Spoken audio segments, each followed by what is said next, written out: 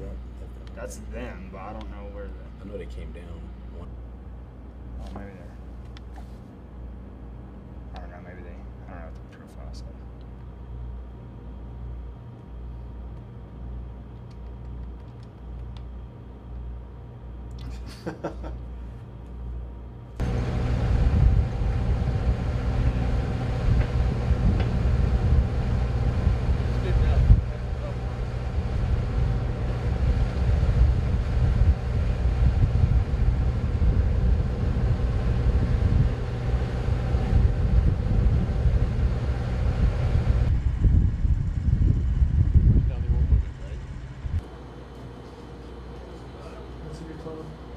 Is it?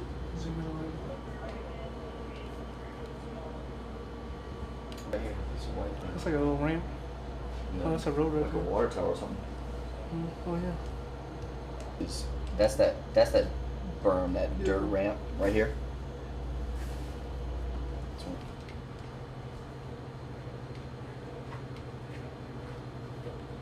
If you go more 160.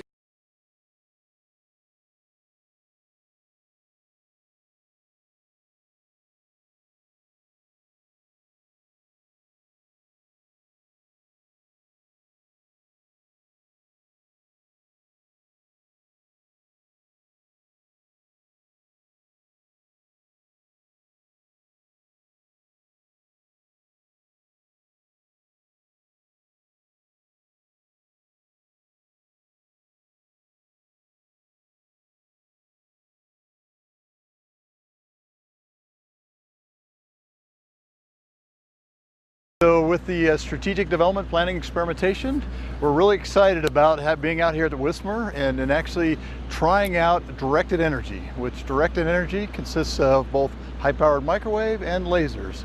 And the WSMR range is just a phenomenal setup and a location that we want to continue to use just because of the proximity of the equipment that you've got and the capabilities that it brings to directed energy experimentation. We are looking at the abilities to kind of go after unmanned aerial systems, and it's to hit it with both lasers and high-powered microwave and seeing the effects of both those. So you heard the laser comment. Most of the time we actually hit that and it actually burns a hole, a kinetic effect where it actually drops it out of the sky because of that burned hole. With high-powered microwave, it may be a little different. It may just interrupt the actual performance and the weapon system will have to go back to where it came from. It may actually do enough damage that it loses its control, so like an autopilot, and it loses that autopilot and it drops to the ground. And so we're looking at that capability, and it's kind of a non-kinetic effect, and it's unique that we don't always understand non-kinetic effects. Will it do enough damage to drop it out of the sky, or will it return to base? Yeah, so experiments, so if you're looking at technology maturation, this is about what we call a 6 on a scale of 1 to 10. And so it is getting to the point where we have it integrated, but there's some other aspects that we got to understand before we deploy it. So coming back from Afghanistan last year in October, I was at a base where we had a lot of unmanned systems sitting over and watching everything we do. And so for the future, our airmen would like to not be monitored 24/7. And this will push that back so they don't have that monitoring capability. Yeah, so UASs are being populated everywhere, and we're seeing them all the way from the commercial side to the military application. We've got to understand what they're doing, and we actually got to prevent them from gathering knowledge that they shouldn't have. If you look out, White Sands has got a lot of open space, and we want to make sure we understand the capabilities of directed energy before we actually put it in an urban environment. And this is just an ideal location to do that. It's got a lot of sensing capability. It's got a lot of radar coverage, so we know when stuff goes up and we can capture that, understand it, bring it back to the research scientists so we can actually look at it from a modeling, simulation, and analysis perspective that we don't have to do numerous tests. We can actually do that with modeling, simulation, and analysis. Yeah, I think the important part of experimentation, you hear a valley of death, where we have technologies in the lab, we don't always get it out to operating units. This experimentation bridges that valley of death, gets it out to the operators earlier on so they can experiment with it and understand it before it's actually deployed. Yeah, so we're looking at exploring the capabilities that directed energy has to offer against counter UAS, counter unmanned aircraft system threats. Small man-portable systems. The Air Force has 3 major areas: air-based defense, precision engagement, and aircraft self-protect. This is the first probably near-term low-hanging fruit that we can actually get after as we start opening up the bottleneck for directed energy, transitioning it from the S&T side of the house to operationalizing it. So right now, we need to be able to provide our warfighters the capability that they may not necessarily have or they may be challenged with. And so the directed energy offers a new set of capabilities to be able to do that in either a more timely or more effective fashion. Yeah, so this is moving past a tech demonstration to prove out technical feasibility. This is really looking at exploring the doctrine, the policy, the training necessary when we go out and take these systems into field. Do we have the right concepts of operation, the tactics, techniques, and procedures in place to actually use these systems? Yeah, so we have a high power microwave system and a high energy laser system. Both came out. We looked at and are exploring the capabilities that both have to offer independently, as well as a joint look in engagement. So the systems themselves, when we explored doing this experiment, they had to be able to have their own battle management C2 radar EOIR capability. So they are able to operate independently if necessary.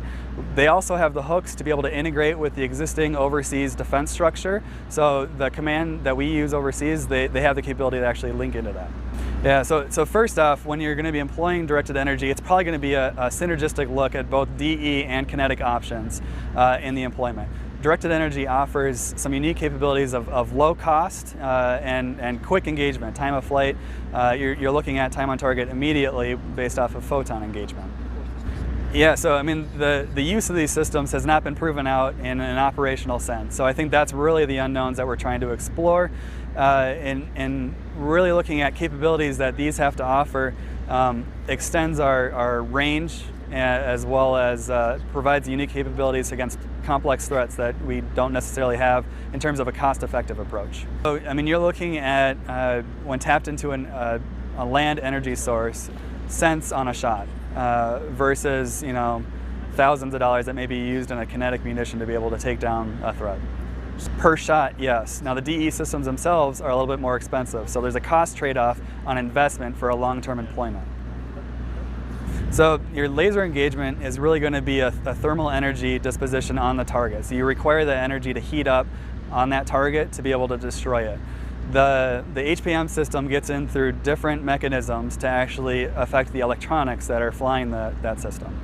I think it depends on the kinetics and how effective you actually need to be. For right now, what we're looking at for this experiment is purely on the DE side. We'll do some post-analysis on how it actually compares to the kinetic after this event. In terms of directed energy for the Air Force, there's a lot of activities that need to occur throughout the Air Force organizations in terms of life cycle management, sustainment. Those are all being captured here when we start to look at transitioning these systems overseas.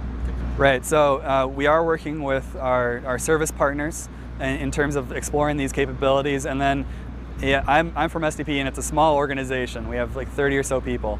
In reality, we're tapping 150 people from different Air Force organizations to be able to actually leverage the capabilities that we're exploring in the experiment that we have right now.